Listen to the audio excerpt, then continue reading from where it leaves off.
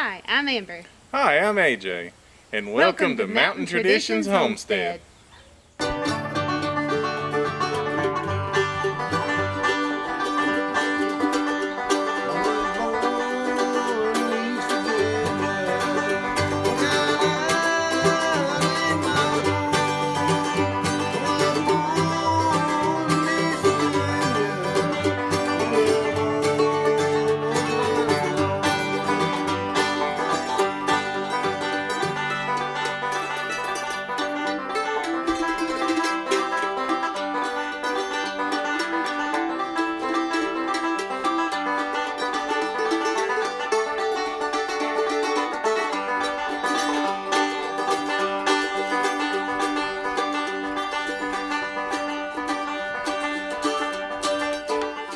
Hey everybody, welcome back to Mountain Traditions Homestead. It's AJ and Amber here.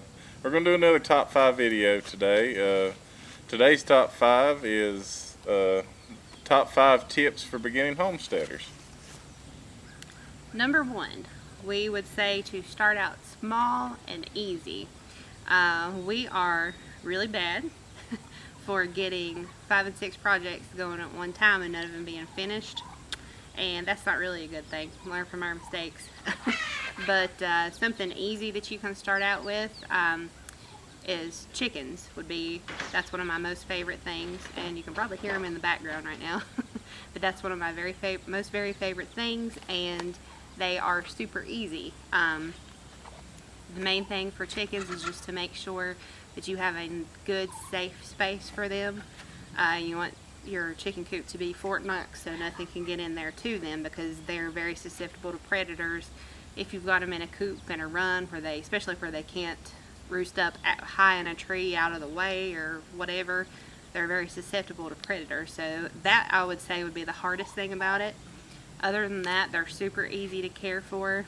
Make sure they have plenty of fresh water, a nice safe place, a good layer crumble when they get to, or layer pellets, whatever you prefer, when they get to the age where they're going to be producing eggs for you. They're just super easy to take care of. They're fun to watch, so that's something I would recommend starting out with. Even if you live in a more urban area, a lot of places will allow you to have, say, 3 or 4 hens. You can't have a rooster for noise purposes, a lot of times I've heard. Thankfully, I've never had to obey any guidelines like that, but from what I've heard, they won't let you have roosters, but they will let you have hens. So no matter where you are, that's something super easy you can start with. As far as gardening goes, you can grow a tomato in a big pot. I mean, you don't have to have a huge garden to get started with growing your own food. If you're somewhere more urban, start out with some container gardening. That'll get your feet wet, give you some experience for when you do go somewhere that you have more land and can have a bigger garden. But just don't try to start out with anything too complicated. We have been at this for about a year now, and we are nowhere near where we want to be. We have lots more plans, bigger, more complicated things, bigger animals we want to get into, but right now we're sitting with some chickens, some quail, we've got meat rabbits, a goat, that we still have not been able to have bred, but they're all very easy animals to tend to. We have not got into hogs of any kind yet. That's one of our next plans, but in a nutshell, just start small and easy. Don't get into big projects or a bunch of big projects at one time. Just complete the smaller projects first, then move on to the bigger projects. Get your feet wet. You learn a lot doing simple things. And to quote Jason from Cog Hill Farm, he told me when we first started, and I don't know the fella personally, we just communicated, that it's not a marathon. It starts nice, steady, and slow. Alright, our number 2 recommendation, which kind of goes hand in hand with starting out small, is know what kind of space you have and how to utilize your space properly. When you plan out your animal pens and your gardens, greenhouses, know how much space you have and look at it 10 years from now. What are you going to have on your homestead? you want to plan all that out, because if you plant something right in the middle of a big area that's not as important of a thing, and then later on you realize, hey, we need to build a shed to keep our wood or our hay or whatever in, and there you've used up a big space for something that wasn't very important. You're going to have to tear it down, which takes up time, cost of materials if you have to buy things. So just look at it in the big picture and make sure that you're planning everything out for where you want to be 5-10 years down the road.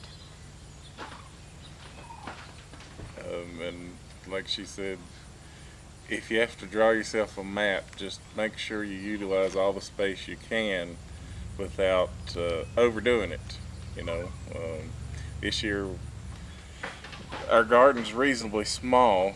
I grew up with my grandpa. Our garden was probably as big as our yard here, but you just got to learn what you can do, how to do it your way, and should be fine. Number 3 is working together and having a good partner to do this work with. I couldn't have done any of this without this beautiful lady right here. He just wants brownie points right now. I mean, I know there's some homesteaders that go solo, but And my that's hat's off amazing. to them. Yes. But mercy, you need a backup. You need somebody to, you know, she knows things I don't know. I know things that you know, we remember things from our childhoods, like me with the garden and so forth, and we help each other out. And she learns new things every day. I learn new things every day. It's a collaborative effort, and it's just better that way. I mean, It makes it more rewarding, and he understands. I can't go to one of my friends and be like, hey, we got our first egg today, and they're like, woohoo, you can go to the store and get 12 of them for $2. They don't understand the reward of it. He understands. We have victory together when we have those small things happen, and you've got to have somebody that's got common goals in mind, that wants to accomplish the same things you do, because this is hard work. Even small things are hard work, and if you don't have a goal set and a desire to get it done, then it won't happen, because it is hard work. So you have to have somebody that has the same mindset as you to be able to be successful. If you have one person that's wanting to homestead, other person does not want to, I can't really see that working. So just keep that in mind. I mean, you can't force somebody to homestead that doesn't want to. Right. They're going it's to be just- they're miserable, gonna and be it's not going to miserable. work. So thankfully we found each other, and it's worked well in our favor, and we hope you do too. Number 4 is learn as much as you can. Even before you start, learn to do things. Watch YouTube videos. Talk to the elders in the community that you know, people that used to do this kind of stuff all the time. I know there's not many of those left, but you know, you got to learn a little bit or a lot either way before you start, because if you don't, you're just up the creek without a paddle. Yeah, you can get over your head really fast. Of course, YouTube, that's what got us started. I've been watching homesteading channels on YouTube for several years. That's why we're doing this now. I never thought we would be doing this, but we really enjoy it, and we love the networking. It's amazing on Facebook, YouTube. It's amazing how many people are out there like us, because we kind of, you know, being in our early 30s, it's kind of a dying art to want to garden and farm and raise animals and slaughter your own meat. People will think you're crazy. But Even in rural America where we live, in Yes. the mountains of Virginia, people are like, you do what? and people, they don't understand. But then you reach out online and you find all these people that are living like you, and it's an awesome thing, and you can learn so much from them. I could name 1,000 channels that we watch and we've learned so much from. But I will say, you have to learn how to do things your own way too. Yes. Just because it works for Mr. and Miss So-and-so doesn't mean it's going to work for you. We've tried lots of things that we've seen on YouTube or read in a book, and they totally did not work for us for one reason or another. So kind of trial and error, and just know because it works for someone else doesn't necessarily mean it'll work for you. You have to find your own way in that too. Yeah, I mean, you can take what they do and modify it to fit your Yes. needs, like some of the YouTube channels that we watch. Shout out to Living Traditions, Homestead, Cog Hill, Roots and Refuge, all those. We've learned a lot from them, but they also live in different regions of the United States, and you know, there's a lot of things that they can do that we could honestly never grow here in Virginia. So just keep that in mind when you're trying to grow stuff, especially a garden. Some stuff does not work in some places. And when it comes to gardening, talk to your family members. I have an uncle that if I have a question, I'll ask him. He's been gardening for, I won't tell you how old he is because he's probably going to watch this video, but he's been gardening for a long time, so he knows a lot more than me. So ask your family members. My mom has a friend. I've grew up around her, and she's been canning and has a small farm that she lives on, and I really look up to her. I can call her and ask her questions if I have them. But that is a very valuable resource that I'm afraid before too long is not going to be there for us to reach out to anymore, because like we've said, this is kind of a dying art. Not many people our age are interested in this, so it's important that we learn from our elders and try and teach the stuff we're learning onto our children, because if we don't, it'll die. And there's so much stuff going on in the world today that you never know when you might have to depend on yourself and yourself alone, your family, close family, in your garden for your food. But, and number 5, the best one, is understanding that there is a good side, a bad side, and a very ugly side to homesteading. We could go on and on about the good stuff, you know, eating food that you've grown yourself, canning it, as we've mentioned in several videos, and some of the bad stuff. Poop. Lots of poop. If you have a sensitive nose, you either need to fix that or just don't try, because, you know, the animals stink. They do. It's just nature. I know you log on to Instagram and go through your feed and see all the cute photos of everybody holding chickens and baby rabbits. They all stink. They all poop. You're going to have to clean it up. It's just the reality of it. Now, we find it worth it. Everything that we have to do, it's worth it. It's worth cleaning the poop. It's worth all the sweat and sometimes the tears that you put into it. Yes, there's tears. Maybe over silly things like chickens dying for me, but there's tears. There's going to be days you go back in the house and it's been hot, you've been sweating and working all day long, and you're just wore out. You get a shower and you just fall asleep as soon as your head hits the pillow, but it's worth it. And you feel better the next day. You might be a little sore, but you feel a lot better the next day than you did the day before. And to the ugly part, as I've mentioned in a few videos prior, if you're raising animals for meat, you're going to have to slaughter them. You know, everybody does their own version of dispatching certain animals.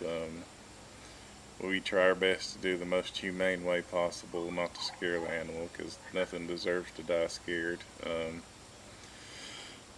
And then you got to butcher them and gut them, and it's not pretty at all, but it's still rewarding to have that meat, or, you know, the fur that you grew on your own farm.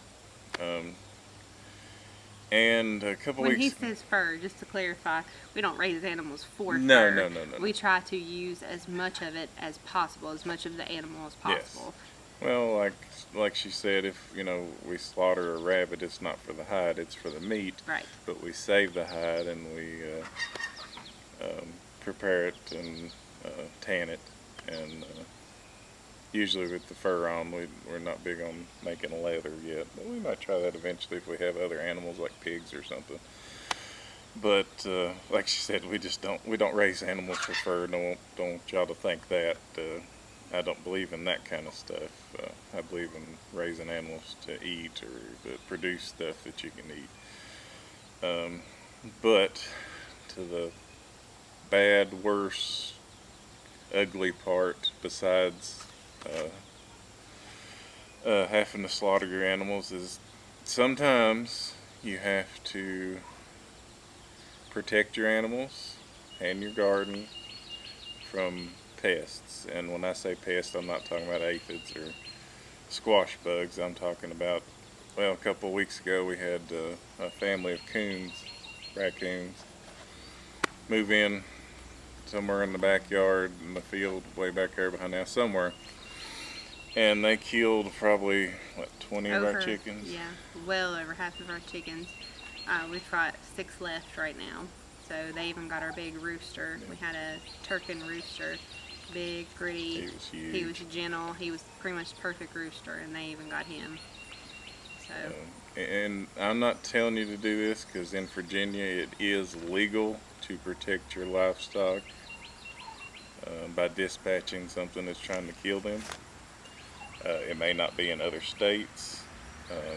Which we tried to catch the raccoons in cages and other things, and I mean there's other ways of deterring them, and we thought the coops were perfectly safe, and they they have found been little ways. for over a year. Yeah. We've not had a single problem with anything getting into our coop. And those raccoons, they were just determined. They had taken the chicken wire and literally just ripped it off. I mean, I didn't know that they were that strong. So if they're determined to get in there, they're going to get in there, unfortunately. And with your garden, I know a lot of homesteaders, including us, do not want to use a bunch of chemicals on our food. Please excuse the big truck driving by.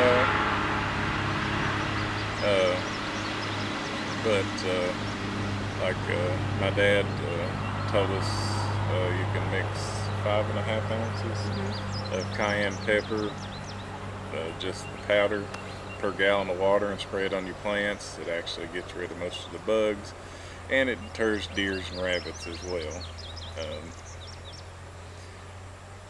In Virginia, it's not legal, I don't think, to shoot a deer even if it's in your garden, but there are ways to deter them so they do not, Yeah. And so far, red pepper flakes have worked really well. We had a problem right after we planted our tomatoes out, probably less than a week after they'd been planted out. We had a deer come through, and we went to the store, got some red pepper flakes. I also hung up some wind chimes back here for some noise. So I'm not sure if that's helped or not, because honestly I don't notice that the wind blows hard enough to make them chime very much. But if a deer was to hit it, it would probably scare him.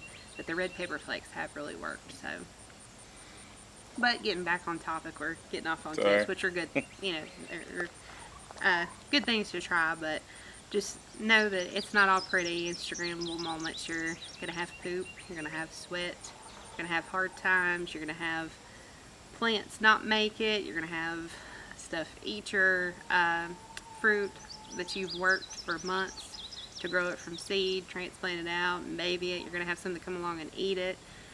It's just, you're gonna have some things happen that aren't necessarily pleasant, and you just have to understand that that's part of it, and that's part of life.